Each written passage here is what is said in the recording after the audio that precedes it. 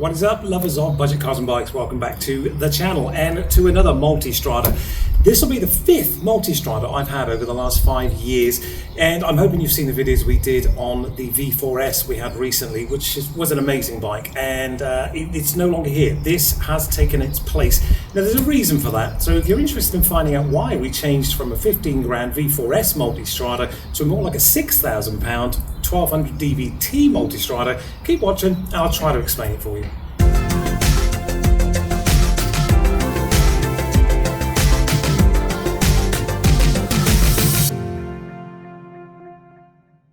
So firstly, let me introduce you to our latest ride. It is a 2017 DVT, the GT Touring, which I think looks probably the best out of all the DVTs. We've had the red one, I've had two red ones I think actually, and maybe two of the 1260s and the V4S, which I'm hoping you've seen the videos on already.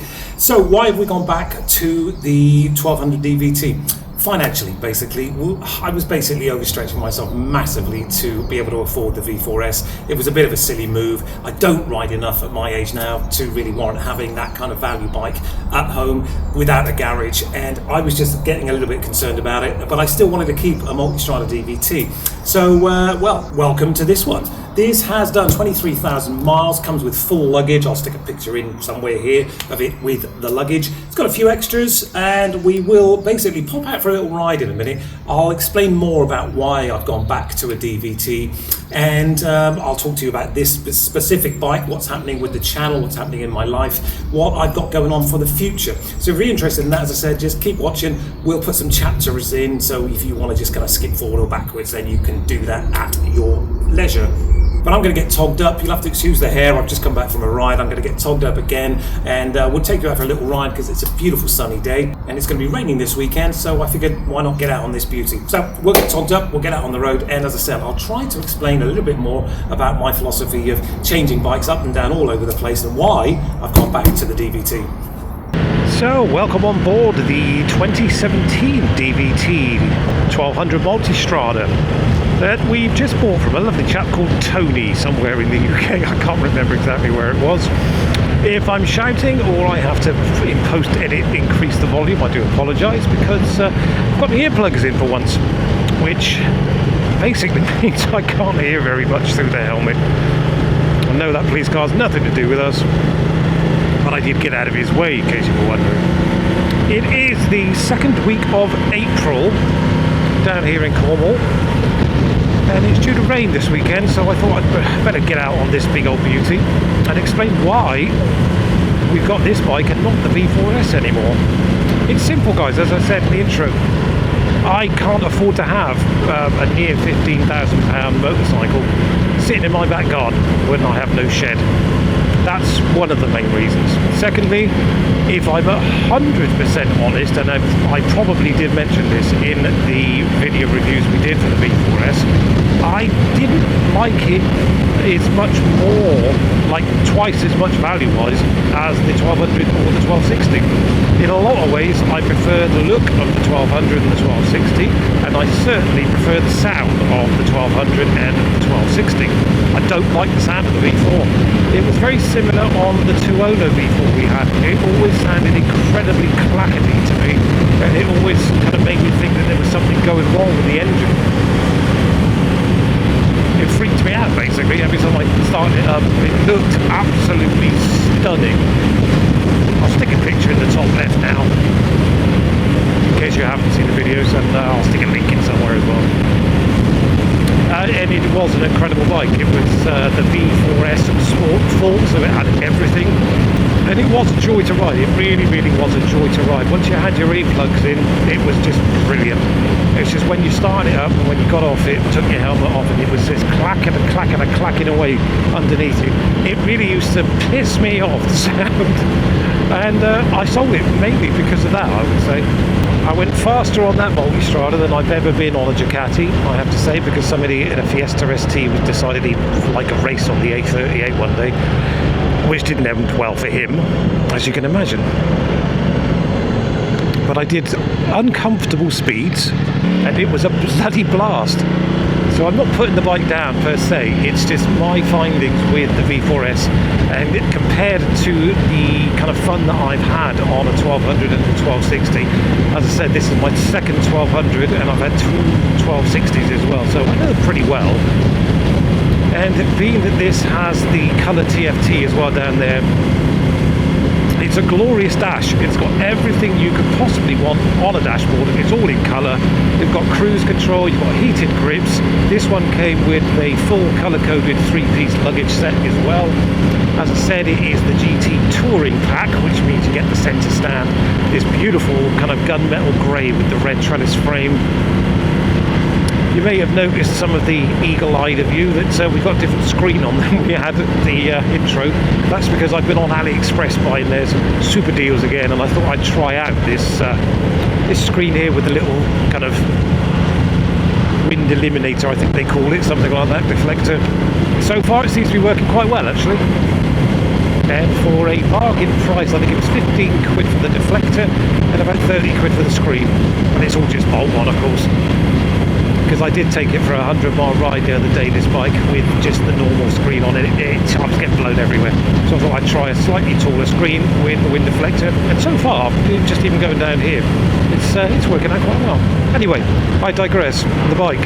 The only other thing I've done to this bike is put that quad lock mat down there, so I can just get my phone, click it onto there, Google Maps, we're away. There's me sat nav. Much preferable, I think, to having a bloody great screen up here. I don't like that personally. Apart from that, some wind socks, as it were, on the reservoirs, and that's all I've done. It came with this carbon fibre thingy here. It's got the Oberon clutch slave cylinder mod as well, so that makes it super light. It's had a fair amount of work done. It's had its Desmo in 2023. We're now in 2025. So that's all good, and I have just done an oil change on it with a filter, just so I know exactly where it is, because the guy did say to me, look, I do it every 3,000 miles, and it was done about 3,000 miles ago, and I thought, well, look, you know, if I'm going to keep this for a little while, why don't I just do it, and I know it's done on whatever date for sure, 100%, not just hearsay, all due respect to Tony, but people do say a lot of shit, don't they? And there's no way to check if someone's really done an oil change, is there? They tell you, and you hope they're telling you the truth. So I just figured, for the sake of 50 quid, it was an eBay special deal. It took about 45 minutes. There is a record of an oil change on the service history, actually, with an invoice. And they charged the previous owner, I think it was something, for Daisy, crikey, they charged the previous owner something close to 400 quid for an oil change, because they charged him for 4 hours at £70 an hour to do an oil change. And I haven't done an oil change on a Multistrada, and I did it in 45 minutes, so yeah. And it costs under 50 quid, eBay special. With Motol, I think it was, 15W50. Anyway, it's done. I know it's done, so I don't have any worries there. I can basically use this throughout this entire summer and have a load of fun on it. I was going to do the backward facing camera on this little run for you guys as well, but I can't seem to fit it with its clamp on the bloody handlebars without hitting this screen. So yeah, you'll have to just put up with a front view, as it were, for now. I'll jump off in a minute and we'll show you around the bike for those of you that are interested. If not, that'll be on a chapter, so you can skip past that bit if you want.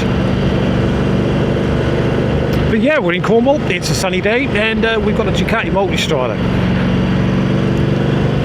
Life is good. And I've got some money back at the bank as well, because as I said, that V4S did owe me a fucking load of money. And £6 is nothing to sniff at for a bike. But quite frankly, as I said, for what you get with the 1200 DVT S compared to the V4S, the only things I really miss are the quick shifter. I really miss the quick shifter, I have to say, because that was glorious on the V4. And the adaptive cruise control, that was really nice to have. And the blind spot detection is something that I really wish we could retrofit perhaps on some of the older Ducatis, because that was literally a lifesaver. I was on my way up to Speed Motorcycles, or Speed Superbikes, I think it is, in Exeter. And there was a couple of times, being that I was on the motorway, you know, you can only see so much, and I did kind of like have to double dip myself to see what was coming up on my right lane before I pulled out, and I did almost a couple of times pull out in front of a car, which was kind of scary. I think maybe I'd gotten kind of complacent with blind spot detection, forgotten how to ride. But I've ridden for 40 years without it, so you know, it's not like it's something I've got to get used to not having, really, I guess. It was just bloody nice to have. Adaptive cruise control, blind spot detection, quick shifter. Is that worth an extra 7 or 8 grand? Not for me, no, basically. I can sit in the same kind of position, looking down at the very similar dash, with, you know, a better sound, in my opinion, on a bike that just looks glorious, again, in my opinion. So that's the story of why we don't have basically a V4S anymore, and why we do have a Multistrada. I'm happy, and that's all that matters, I suppose, really, isn't it? You need a 15 grand motorcycle sitting in your garden when you go out once a fortnight? Probably not. If you've got you know, a nice big fat pension or an incredible job where you earn a fortune, yeah, okay, fair enough. I don't have either of those, so I think this will do me nicely. Anyway, we'll jump off in a second, and I will show you around this beautiful bike for those of you that are interested. And we'll talk about some future projects, up and coming stuff on the channel. So there she is, guys. That is our new ride, the 1200 Multistrada DVT, the S version, as denoted by this beautiful little red S down there, and of course the colour dash, which we've had a quick look over. I thought I'd jump off and just let you see what it's all about, because it is a glorious looking machine, in my opinion. I love the single-sided swinging arm compared to the V4S, which obviously had the dual swing arm, the more traditional. I love the way they put those wheel stickers on as well. Not for everybody, but I think it goes well with this, because you've got some kind of lighter alloys there which match the white, the red matches the trellis, and the black obviously matches black aspects of the bike. The guy has done a few other little bits and bobs as well. He's put this kind of weird coating here. I don't know if you can see that. It's kind of a sticker that goes over here. And that stops the boot rub, because all of these end up with boot rub, which is a shame and unavoidable, but they've sorted that out. I mean, seriously? You made me move for that. Anyway, before I was so rudely interrupted by the bin men from Biffa, let's get back to the bike. As I was saying, yeah, they put this kind of boot protector on the engine down there, with I think it's a great idea. And he's also put some Evo Tech radiator guards at the bottom here, and as you can see, just in here. I love the LED lights on here as well, which I think makes the bike look so much and seem so much more modern as well. I mean, there's nothing not to like about the front of these Multistradas, in my opinion. The indicators are obviously still in the handguards here, whereas in the V4 they were down here in the framework here, as in the fairing work down there. I actually prefer them up here, if I'm honest. There's that screen I was telling you about. Not entirely convinced about that yet. I might just take this little deflector off and see how it is without that. The mirrors are as good as you would expect. There's our little quad lot thing we were talking about. Really, really good these are, actually, because you just get the universal adapter on any phone. You just lock it in there, and it's really well in your eye line. It doesn't distract you like some of the ones that come up off this bracket here. I think I prefer that. And he put the carbon look tank cover on there as well, the fuel cover. I think that's pretty much it. There's the Oberon clutch sleeve cylinder mod down there as well, which makes things a lot easier. And a little water pump guard, which, yeah, okay, well, it's on there, so I'm not going to complain, am I? It did have, obviously, the rear rack kind of support here for the top box as well, which I took off because I don't use a top box, so it seemed kind of pointless. This bike needs a very good clean, though. But generally speaking, as you can see, it's in really, really lovely condition, apart from the usual bits and bobs here and there. He did have a time. Look at that sparkle there in the sun as well, that gunmetal grey. It's just such a lovely bike. Oh, and some Ducati performance indicators here as well, the little LED ones, which are quite nice. But like I said, I think pretty much that is as it is. It's got all the things that I want. Is it better than the Ducati V4S 1100? Well, it depends who you ask and what you want from a bike, doesn't it, really? The V4's got all the tech. It's got the blind spot, it's got the adaptive cruise, it's got the quick shifter, but the 1260's got the quick shifter as well, so, you know, you could just jump up one step from here and you can buy a 1260. I bought my last 1260 for 7 grand with 28,000 miles on it, and full Ducati luggage and in mint condition, the white one, video up here if I remember to put it in. This was, I think he had it on eBay, a starting bid of 5,999, which was obviously very attractive to me straight away. and I paid him £6,100 and 150 quid delivery. So it owes me roughly 63 at the moment. 23,000 miles, full luggage, full service history, Desmo done, which I think is a good price. I think £6,000-ish, no, just over £6,000 for one of these with this grey as well, because as I said, this kind of grey livery here, the GT Touring, I think that version this is, I think that's a really attractive option. Some people like them in red, of course. Some people like them in white, of course. I've had both, so I thought I'd try this. But back to the whole, is it better than the V4S? It's not better, but it's almost as good, and it's less than half the price. So you got to work that out for yourself.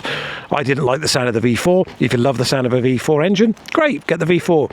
If you can afford 15 odd grand, then that's fine. If you've got, say, 5, 6, 7 grand, you can get a 1200. You can even get a 1260. And if you get the one with the colour dash, with a full service history, and it's already had a few little extras added to it, then great, saves you a fortune. And, you know, we're ready to go. I've done an oil change. I know where it stands now service-wise.